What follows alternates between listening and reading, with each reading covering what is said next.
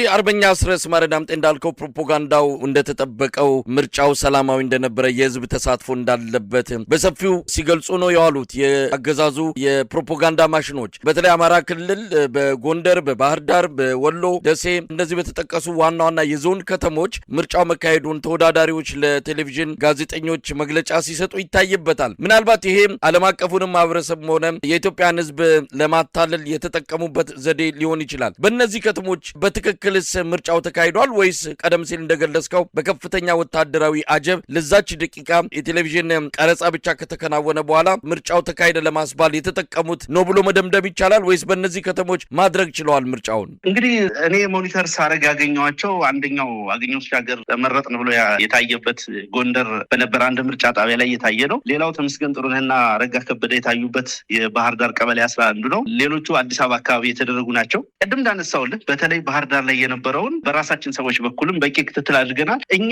መድረስ ያልቻልንባቸው የከተማ ክፍሎች ላይ ማህበረሰቡ ራሱ ሂደቱን ተቃውሞውን ማሳየት ይፈልግ ስለነበረ ይህ አገዛዝ ተመልሶ ስልጣን ላይ የሚወጣበትን ተመልሶ ሌጂቲሜት ገቨርንመንት የሚሆንበትን እድል ማግኘት የለበትም ብሎ ስላመነ ተስፋም ስለቆረጠ ላለፉት 7-8 ዓመታት ከዛሬ ነገ ይሻሻላል፣ ከዛሬ ነገ ለውጥ ያመጣል፣ ከዛሬ ነገ ልምድ ያገኛል፣ ልብ ይገዛል ብሎ የጠበቀው አገዛዝ የበለጠ እያበደ የበለጠ ቀውስን እያከፋፈለ እልቂትን እያከፋፈለ ህዝቡን በኑሮ ውድነት እየጠበሰ በድሮን አረር እየገደለ ከቦታ ቦታ እንዳይንቀሳቀስ እያገተ ስቃይ ውስጥ ያስገባው በመሆኑ የዚህን አገዛዝ እድሜ ማጠር ከልቡ የሚፈልግ ህዝብ በመሆኑ አብዛኛው ህዝብ ከቤቱ ባለመውጣት በሩን በመዝጋት ቆልፎ በመጥፋት ነው እንግዲህ ተገደው በየቦታው ትንሽ እናቶችን ባለስልጣናቱን ሲገኙ እንደው ብቻቸውን እንዳይገኙ እንዳይበርዳቸው ከጎን እንዲቀመጡ ለፎቶግራፉ እንዲያምር የተወሰኑ እናቶችን በፖሊስ በመከላከያ ከየቤታቸው አስገድደው አውጥተው ከመታየታቸው በስተቀር ምርጫ እንግዲህ ተመልከት መሳይ 54 ሚሊዮን ህዝብ ተመዘገበበት የተባለ ምርጫ ነው። ይሄ በአፍሪካ ውስጥ በዚህ ልክ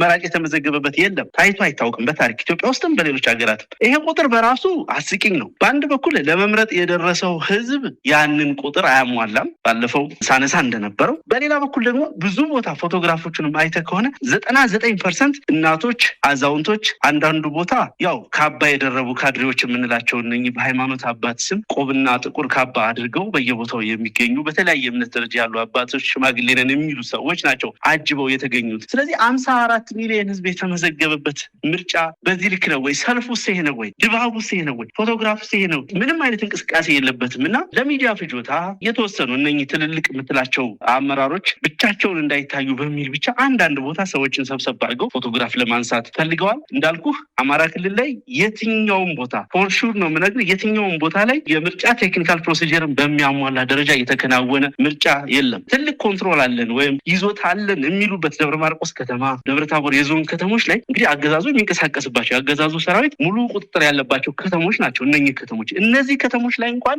በሙሉ ምርጫ ጣቢያዎች ማድረግ አልቻሉም። 1፣ 2፣ 3 ከዚህ በላይ የበለጡ አይደለም። አንድ የምርጫ ክልል ግን ስንት ጣቢያዎች አሉት? በብዙ 10 የሚቆጠሩ ወደ 100 የሚጠጉ የምርጫ ጣቢያዎች ነው ያሉትና አልተደረገም። ኤኒዌር አልተደረገም። እዚህ ብቻ ሳይሆን ምስራቅ ወለጋ 4 ወረዳዎች ላይ ይሄው ምርጫ ማድረግ አልተቻለም። ጦርነት ነበር የዋለው በእነኛ አካባቢዎች። አንሻ ሰይድ ህዝብ በሚንቀሳቀስባቸው ቀጠናዎች ለምሳሌ ጃርቴ ወረዳ ላይ ብትወስድ ጃርዴጋ፣ ደርጌ፣ ኮቲቻ፣ ጨካና ሀሮሃቦ የሚባሉ ትናንሽ ከተሞች ላይ እንዲሁ ሰቀላ ወረዳ፣ ሆዲት፣ ሀርቡ፣ ሲደን፣ ሀርጎ እና ሲደን፣ ሂረሙ ወረዳ፣ ጨቢ፣ ውልማይ፣ አሹ፣ ሱሬደሮ፣ ዋስቲ የሚባሉ አካባቢዎች ላይ ከፍተኛ ውጊያ ሲካሄድ ነው ያለው። አንዳንዶቹ ቦታዎች ላይ እስካሁን በፋኖ ውጊያ ተጠቅሟቸው የማያውቃቸውን ሮኬት የሚያስወነጭፉ ተሽከርካሪዎችን ተጠቅመዋል ወለጋ ውስጥ። ስለዚህ የአማራ ፋኖ ብሔራዊ ንቅናቄ ቁጥጥር ባለባቸው የትኛውም ቦታዎች ላይ ምርጫ አልተደረገም። እንግዲህ አገዛዙ ያው ምን ይናገራል ምን ያውጃል የሚለው የሚጠበቅ ነው። ባለስልጣናቱን ለማጀብ ምርጫ የተደረገ ለማስመሰል ለቀረጻ፣ ለቪዲዮ፣ ለፎቶግራፍ ፐርፐዝ ግን አንዳንድ ቦታዎች ላይ በጣም አልፎ አልፎ እነኚህ የክልል ከፍተኛ አመራሮች የፌዴራል ከፍተኛ አመራሮች የምንላቸው ሰዎች የተገኙባቸው ምርጫ ጣቢያዎች ላይ 3ም 4ም እናቶችን አብረው ፎቶግራፍ እንዲነሱ አድርገዋል። ከዛ በስተቀር ግን የትም ቦታ የተከናወነ ነገር የለም። እንግዲህ በኦሮሚያም ተመሳሳይ ነው። ከ50 በላይ የምርጫ ጣቢያዎች በእሳት የተያያዙበት የነደዱበት፣ እንደዚሁም በበርካታ ቦታዎች ላይ ምርጫ ጣቢያዎች እንዳይከፍቱ የተደረጉባቸው አካባቢዎች ከፍተኛ ቁጥር እንዳላቸው ነው መረጃዎች የሚያሳዩት። ምርጫ ቦርድ በሁለቱ በአማራና በኦሮሚያ 143 የምርጫ ጣቢያዎች ምርጫ ማድረግ እንዳልተቻለ በይፋ ያስታወቀበት ሁኔታ ነው ያለው። ነገር ግን በሀገሪቱ ካሉ ከ50 ሺህ በላይ የምርጫ ጣቢያዎች 200 እንኳን የማይሆኑ ናቸው ምርጫ ያልተደረገባቸው፣ በተቀሩት ግን ምርጫው ተከናውኗል የሚል ፕሮፓጋንዳ ነው እንግዲህ በስፋት እየተሰራጨ የሚገኘው። ምንም ሆነ ምን እንግዲህ በመግለጫውም ትላንትና ማስታውቃቸዋል። ይሄ ምርጫ የህዝብ ፍላጎት የሌለበት የአብይ አህመድን ስልጣን ለማስቀጠል የሚደረግ እንደሆነ በዓለም አቀፍ ሚዲያዎች ሳይቀር በስፋት የተነገረ ነው። ምን እንጠብቃለን? እንግዲህ ዛሬ ማታ ወይ ነገ አብይ አህመድ ምርጫውን አሸንፊያለሁ ብሎ እንደተለመደው ያውጃል። ግን የኢትዮጵያ ጉዳይ ይጠናቀቃል ወይ? በዚህ ምርጫ የኢትዮጵያ ህዝብ ፍላጎት ባልተገለጸበት ሁኔታ ለውጥ ይመጣል ወይ? ምን እንጠብቃለን?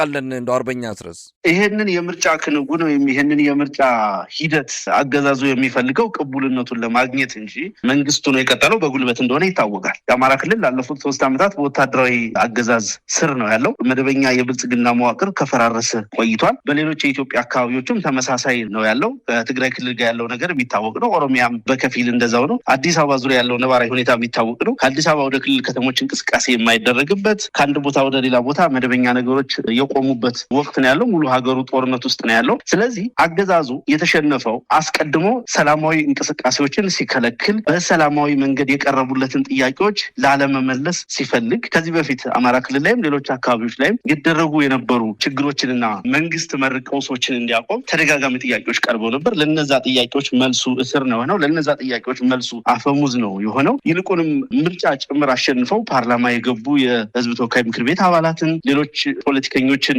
የህሊና እስረኛ በማድረግ አገዛዙ የሰላማዊ ትግል አማራጭን ከቀበረው ቆይቷል። ይህ የምርጫ ክንውን ኢትዮጵያ ውስጥ የዲሞክራሲ ጥያቄን የማይመልስ መሆኑን ህዝቡም ራሱ ያገዛዙ ሰዎችም ትግል ላይ ያለን ሰዎችም በደንብ የምናውቀው ጉዳይ ነው። ምርጫውን ለምን ፈለገው የተባለ እንደሆነ በዓለም አቀፍ ደረጃ ቅቡል የሆነ አገዛዝ ለመሆን ነው ይህ ምርጫ ተፈልጎ የነበረው። ያ ደግሞ እንደማይሆን ዓለም በአንድ መስመር ቆሞ በአንድ ረድፍ ቆሞ ማረጋገጫ የሰጠበት ጉዳይ። ይሄ ዝም ብሎ በፕሮፓጋንዳ የተባለ ሳይሆን በጥናት በተለያዩ ትንታኔዎች የዲሞክራሲ ተቋማት፣ የሰብአዊ መብት ተቋማት፣ የቲክታክ ግሩፖች፣ ጋዜጠኞች፣ ትላልቅ የሚዲያ ተቋማት ጭምር ማረጋገጫ የሰጡበት ነው። ይሄ ምርጫው ከመከናወኑ አስቀድሞ የያዙት አቋም ነው። ከምርጫው በኋላም ተመሳሳይ አቋም ይይዛሉ ተብሎ ይጠበቃል። ከዚህ በኋላ የብልጽግና አገዛዝ ኢትዮጵያ ውስጥ የመንግስትነት ስም ሊኖረው አይችልም። የመንግስትነት እንግዲህ ከዚህ በፊትም በመንግስትነት ስም ወይም ደግሞ ለምሳሌ መከላከያ ተቋሙንም የሚመራው ሌሎች ኢንስቲትዩሽኖችንም የጭቆና መሳሪያ ማድረግ የቻለው ቢያንስ ስታንዳርዱን እንኳን ባያሟላ ምርጫ አድርጓል፣ መንግስት ሆኗል በሚል ዓለም አቀፋዊ እውቅና ነበረ። ከዚህ በኋላ ያ እውቅናው የለም።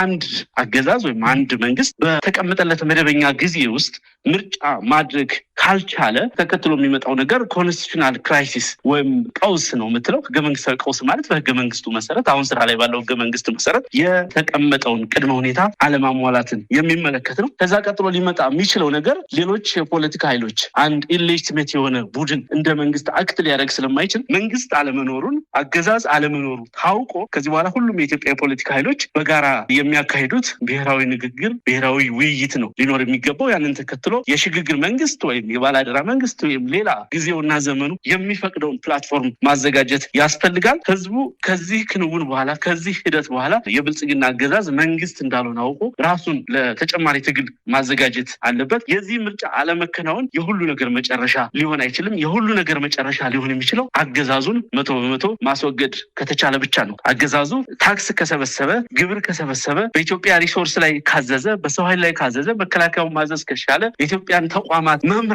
ከቻለ፣ ማዘዝ ከቻለ፣ መጠቀም ከቻለ፣ ብድሮችን ከዓለም አቀፍ ተቋማት ማግኘት ከቻለ፣ ዲፕሎማሲያዊ ግንኙነቱ የሚቀጥል ከሆነ ጨፍጫፊነቱ፣ አምባገነንነቱ እንደተጠበቀ ሆኖ ጉልበቱ እንዳለ እንደተሸከመ አሁንም ህዝብ መጨፍጨፉን ይቀጥልበታል ማለት ነው። ቁልፉ ነገር ይህንን እድል እንዳያገኝ በአንድነት መነሳት ያስፈልጋል። ይሄ ትልቁ ፌዝ፣ የመጀመሪያው ፌዝ በምርጫ ስም መንግስት ነኝ ብሎ እንዳይቀጥል ይሄንን በር ዘግተናል። የምርጫ ካባ፣ የተመራጭነት ካባ፣ የመንግስትነት ካባ ሊለብስ የነበረውን አገዛዝ ሞገሱን ገፈነዋል፣ እቅዱን አክሽፈነዋል። ከህዝብ ጋር በመሆን በህዝባችንና በሰራዊታችን መስዋዕትነት ይህንን ፌዝ በድል አጠናቀናል። ይሄንኛውን የትግል ደረጃ፣ ቀጣዩ የትግል ደረጃ ደግሞ አገዛዙ ሙሉ በሙሉ ማስወገድ ነው። ከዚህ ከፍ ያለ መስዋዕትነት፣ ከዚህ ከፍ ያለ ቁርጠኝነት፣ ከዚህ ከፍ ያለ መደራጀት፣ ከዚህ ከፍ ያለ መተባበር የሚፈልግ የትግል ደረጃ ቀጥሎ የሚመጣ ነው የሚሆነው። በዛ ልክ ራሳችንን ለዛ ዝግጁ አድርገን የአማራ ፋኖ ብሔራዊ ንቅናቄ ከፍተኛ አመራር ተገቢውን ሊደርሽፕ በጉዳዩ ላይ እየሰጠ የሚቀጥል ነው የሚሆነው። በነገራችን ላይ ኦፕሬሽኖቻችን